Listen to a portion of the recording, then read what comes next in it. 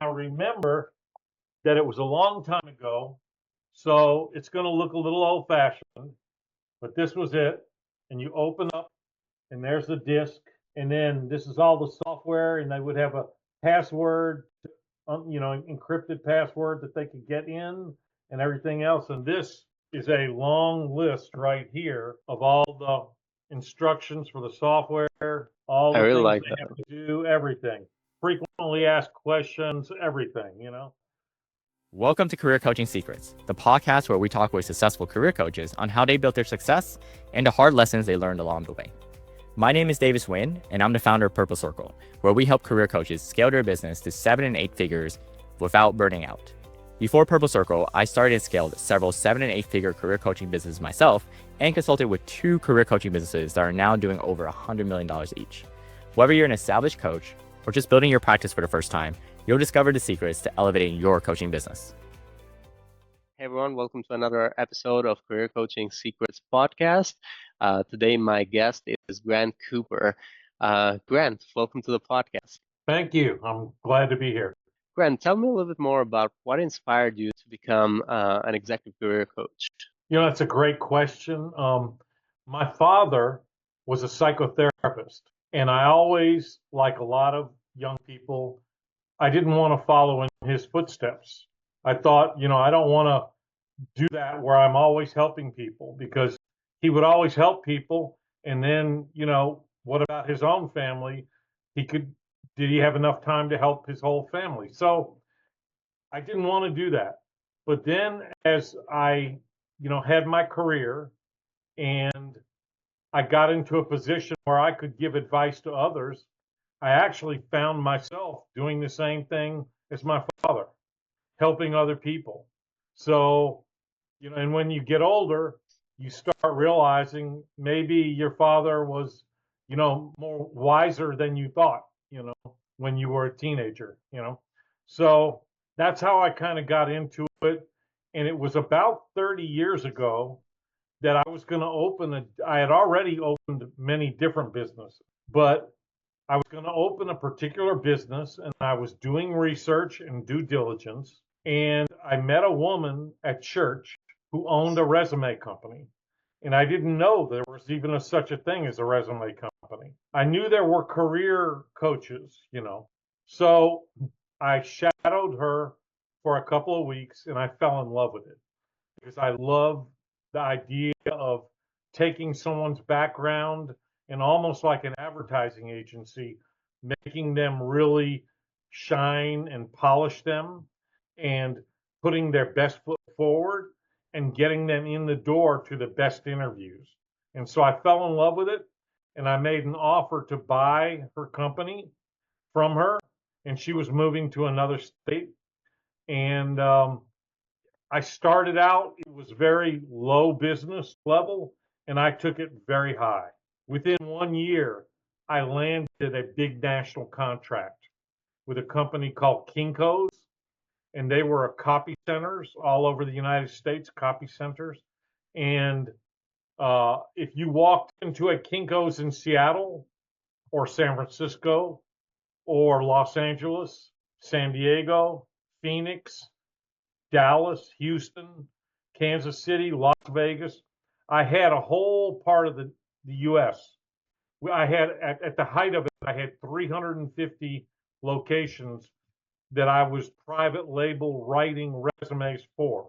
So if you walked into those businesses, on one of the walls, it would say strategic resumes. And then there was a whole little kiosk and information area, and you could you could see about it, all the signage, and then you would call the 800 number. So what it told you to do was you would pay at the counter for your order, get a receipt number, and then call the 800 number, and my office would answer.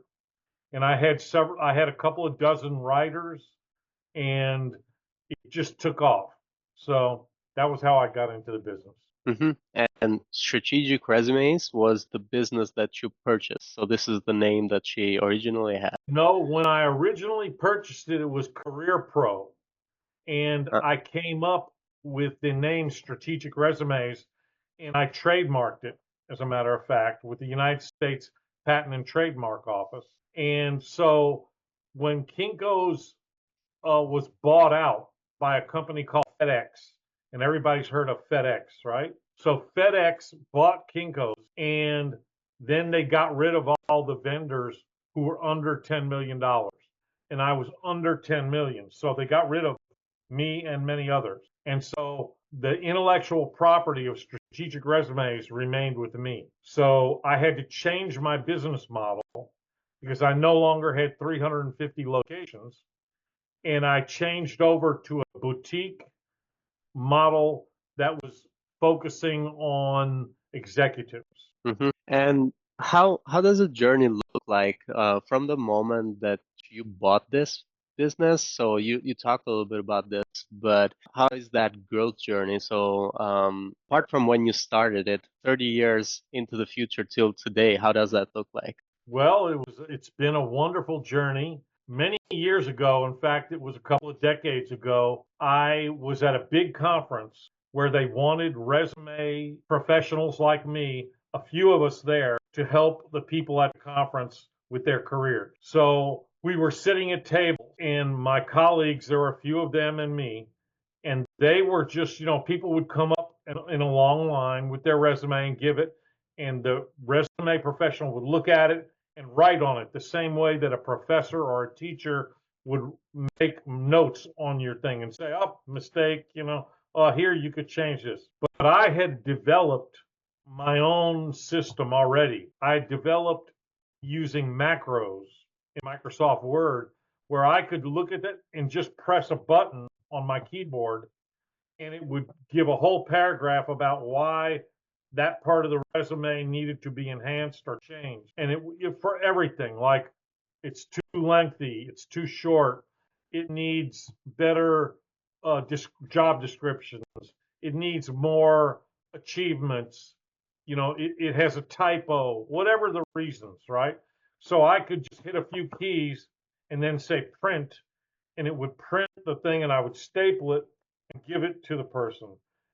And so the head of the conference came by and said, you're the only one that's doing it like that. The others are just writing on something. Yours is better, and you should make it into software. So I did. I found a software full stack developer who could make it and put it into a program, an application. And back then we used CDs, CD disc, And so I sold those all over the United States. I sold them to university career offices. I sold it to the military placement offices. I sold it to other resume writers and career coaches. And I sold many, many copies. And that, along with other things, allowed me to help, put my kids through college and increase my business. And what was the program called? Is it still like running right now? Is it okay if I grab from that real quick the other Sure. room and show it to you? Give Yep. me 1 second. Now remember that it was a long time ago, so it's going to look a little old-fashioned, but this was it. And you open up, and there's the disk, and then this is all the software, and they would have a password, encrypted password that they could get in and everything else. And this is a long list right here of all the instructions for the software, all the things like they have to do, everything. Frequently asked questions, everything, So I wrote all that, and that comes with it. So I sold a lot of them. And back at the time, you would just sell them. It would be a one-time payment for the software.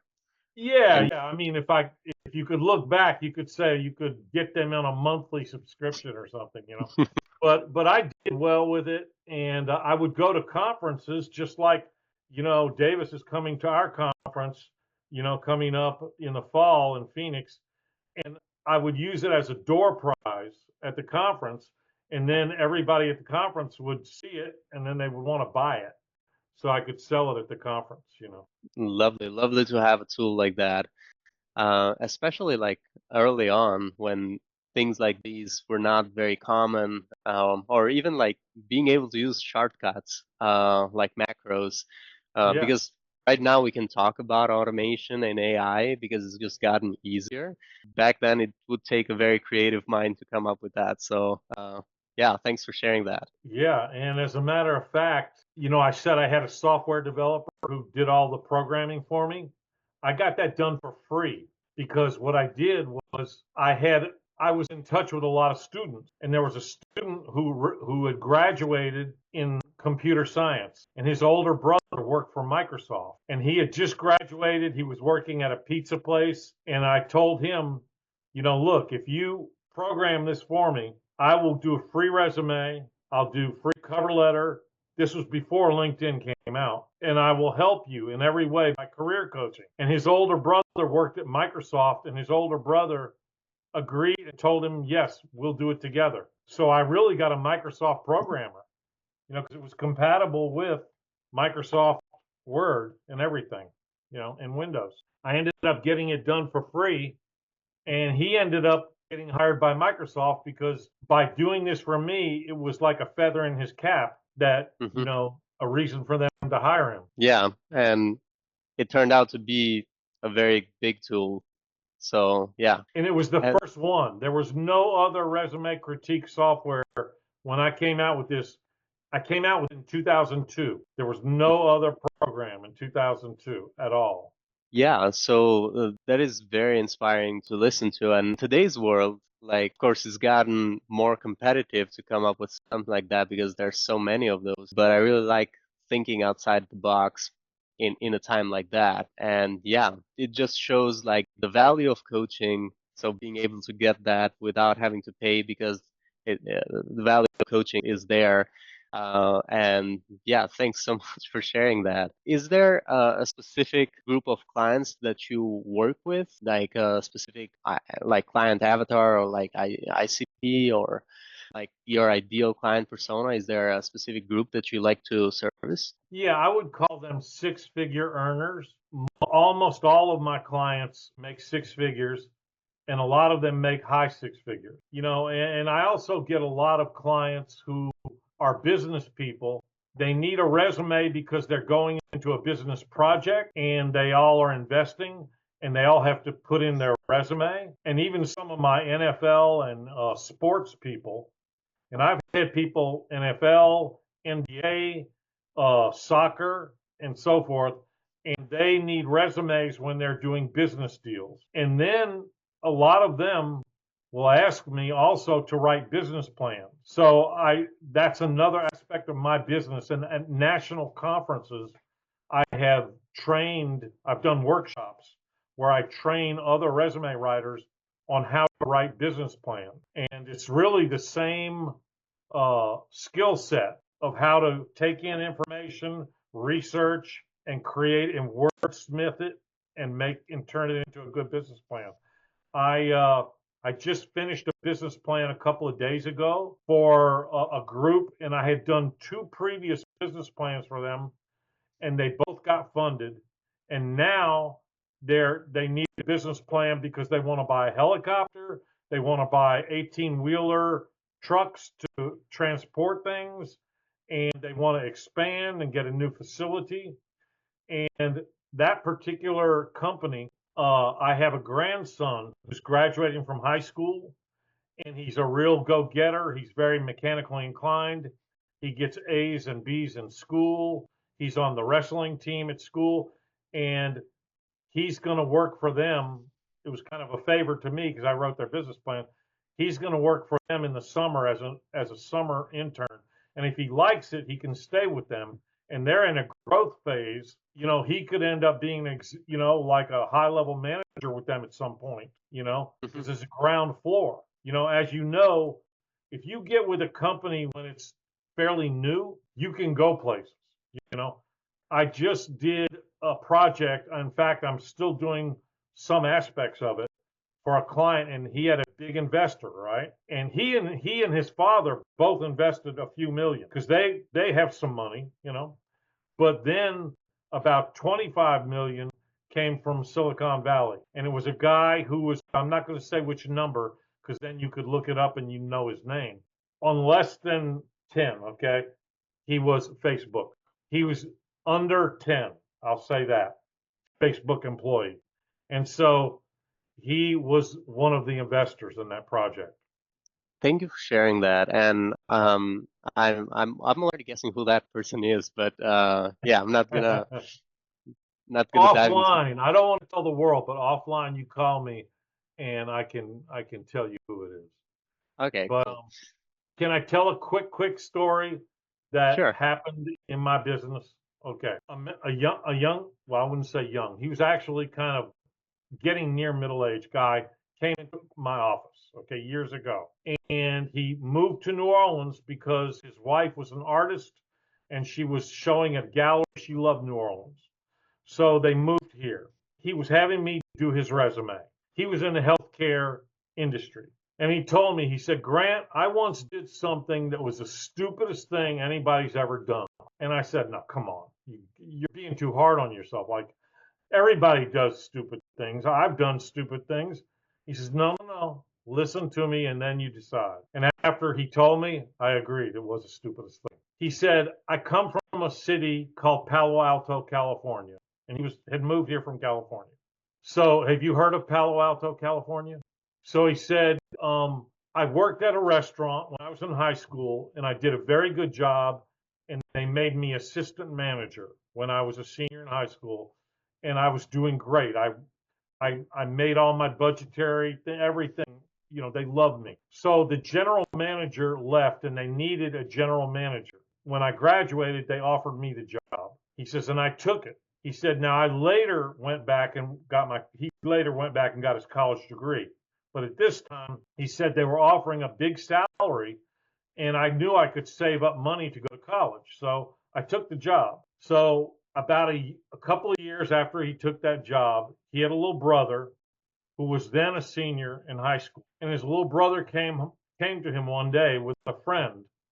And he said, listen, my friend here is working on this thing in his garage, this computer. People he knows at Stanford University all think it's a good idea. They don't have the cash to invest. He said all he needs is $25,000 to build a prototype, and he wants to take it up to this show and then build the prototype and show it at this show and then start to get other investors. He said he is offering 25%. He's offering Hmm. 25% of his company if you could put up the 25,000. He says, I told him my big brother, as general manager of a restaurant, he saved money. He's got 25,000. And he says, I had about 50,000 in the bank right then, and I could have easily done it. But I thought my little brother was stupid. They wanted to call their company, the name of it was Apple. And the guy's name was Steve Wozniak. And he was offering 25% of the company for $25,000. He says, do you know how many times I've gone onto the online computer and what my share would be? At the time he came to see me, his share would have been like 900 million of his share, even though they, split the stock many times or whatever. His share. He says, Grant, I said, yeah, you're right. I said, what you should have done was call up a couple of the professors at Stanford and get them to corroborate, yes, this is a good thing. And so then put in your 25,000. Don't just take their word for it, but talk to the professors at Stanford who agreed, and then make a decision. Don't just kick him out right away because he's your little brother. So yes, that was something that happened. Yeah, really interesting. Wow. Wow, that was quite a story. I was expecting any company but Apple. It was Apple. 25%. That is something. I don't want to say stupid, but that is something. Thanks for sharing that story. And when it comes to you finding your clients, you shared a little bit about this in the beginning, but right now, how does it work for you right now? Is it mostly referrals? How do people find you in the modern day? Most of my clients come from referrals now because I've been doing this so long. And in fact, so many of them come to me, Grant, my daughter just graduated from college. Can you do her resume? Grant, my wife has decided to go back to work, and now can you do her resume? She's got a college degree, but she helped to raise our children, and now she wants to go back to work. Or Grant, I just got a buyout offer, a severance from my job, and now I have to get a new job. So can you do my resume again or whatever? So I get a lot of that, and people recommend me because they know other people that I've done work for.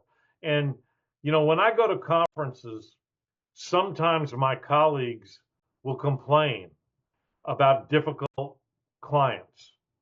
This client, was difficult and they expected and they were upset or something. I don't know. I don't get that. And I think I'm old fashioned that I believe every client who comes to me, I don't see them as just another order. I see them as if my best friend or my family member recommended them, even if they didn't. I do the best I can for them and I bend over backwards. You have to take the good with the bad. There are a few clients who expect so much and but there's so many that are so easy too. They're just like, Grant, I don't need anything changed. This is perfect. Thank you. Okay, you sure? Did you even read it?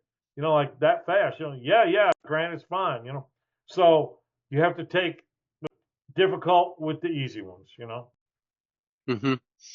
And right now, how does it, what are some goals that you're working towards for the next 1 to 3 years? Is there anything specific that you're looking forward to?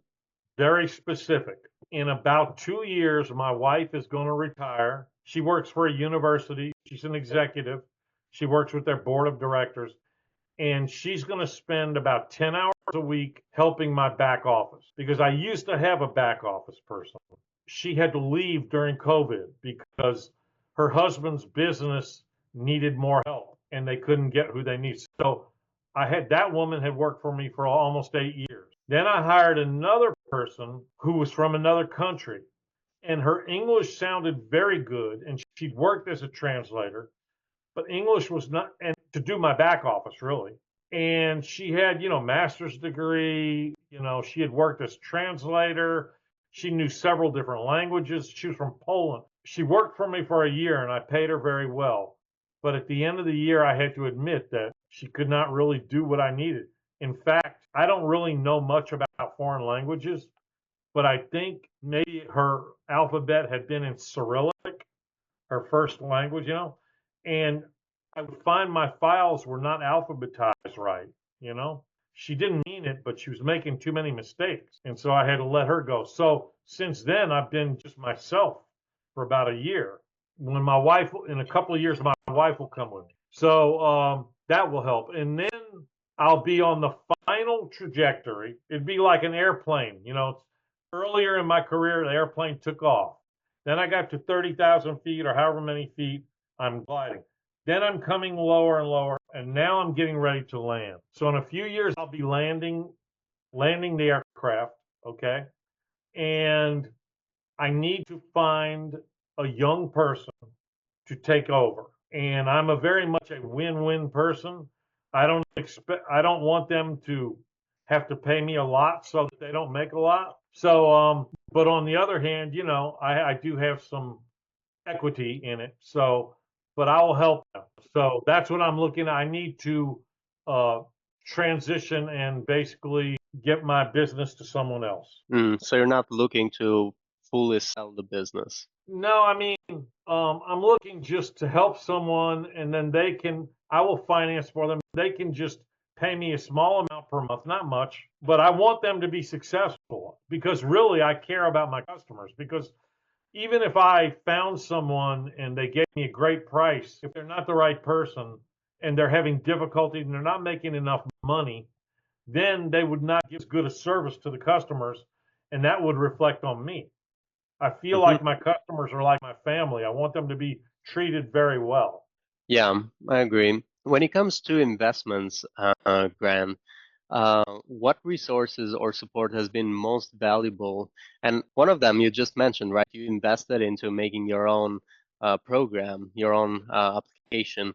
Is there anything else that has been valuable for you to grow your coaching business to take off? Yes, the most important investment, and it's something that's not even required, is joining professional associations, getting certified, which costs money and you have to study and take tests, going to conferences every year and learning. They bring in speakers from New York, from United Kingdom, from California, San Francisco, from Seattle. They bring in top speakers like Davis Nguyen, who's going to be a speaker.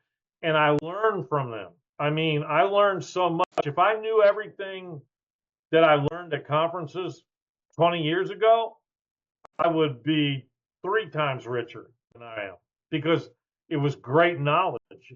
Knowledge is the most important investment you can make, whether it's college or professional, either one. Mm-hmm. Yeah, absolutely. Is there like something, and it doesn't seem like so, but is there something that you wish you had known when you first started scaling your coaching business that like an unexpected lesson learned? Yes. The biggest thing that I didn't know was that you really need to have healthy, I won't say high, but healthy price structure. If you're working hard for people and doing a good job, whatever it could be, coaching, resumes, whatever you're delivering to people, if they're not paying top dollar, they don't value it as much. And you're not valuing yourself as much. And if you're not making really good money, you're not going to do as good a job. You should be making really good money, and then you don't worry about anything except your customer. You don't have to worry about, oh, my kid, they want to go to college, it's expensive. Oh, my kid, needs to buy a house and I want to help them. You can just do it and you'll have the resources. But if you think, oh, I can't charge too much because, then I won't have as much business, or, it's too, it'll be too expensive for people. No. Having, like, my first 10 years, I didn't charge enough. It's not even close. And if I knew that back then, it would have helped me more. Yeah, absolutely. And it also would help, like, when it comes to investment as well. You'd feel more confident about even going to these paid conferences, or even doing the certifications. Sometimes they can cost too. Thanks so much for sharing that too. Another question I wanted to ask you is, how do you handle the balance, and you've done this very well throughout the years, between delivering great client results and managing business growth on the other side?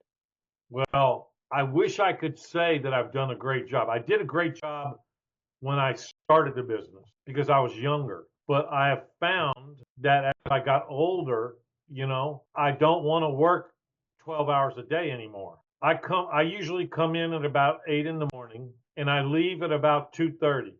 That's 6.5 hours because I'm older. But if when I was younger, I would be working more hours and do more marketing.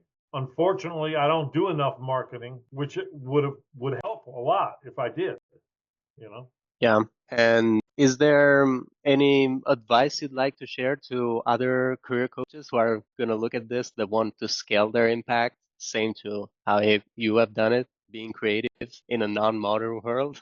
Yeah, I mean, my advice would be to probably find people like Davis and learn what they can do for you.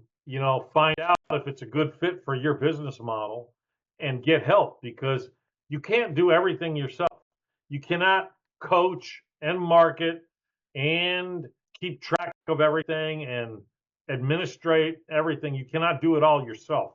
You need, just like corporations outsource things, you need to outsource some things. Yeah. Thanks so much, Grant. For anyone who wants to connect with you, they can find you on your LinkedIn, Grant Cooper, Yeah. on LinkedIn. And there's also the website, strategicresumes.com. And that could be not just for resumes, as we talked, guys. So it could be also a business plan. So anyone who's like, our coaches are also businessmen, so might come to you. um, Thank you so much, Grant. It's been a lovely episode. Thank you, Rexhen. Yeah. That's it for this episode of Career Coaching Secrets. If you enjoyed this conversation, you can subscribe to YouTube, Spotify, Apple Podcasts, or wherever you're listening to this episode to catch future episodes. This conversation was brought to you by Purple Circle, where we help career coaches scale their business to 7 and 8 figures without burning out. To learn more about Purple Circle, our community, and how we can help you grow your business, visit joinpurplecircle.com.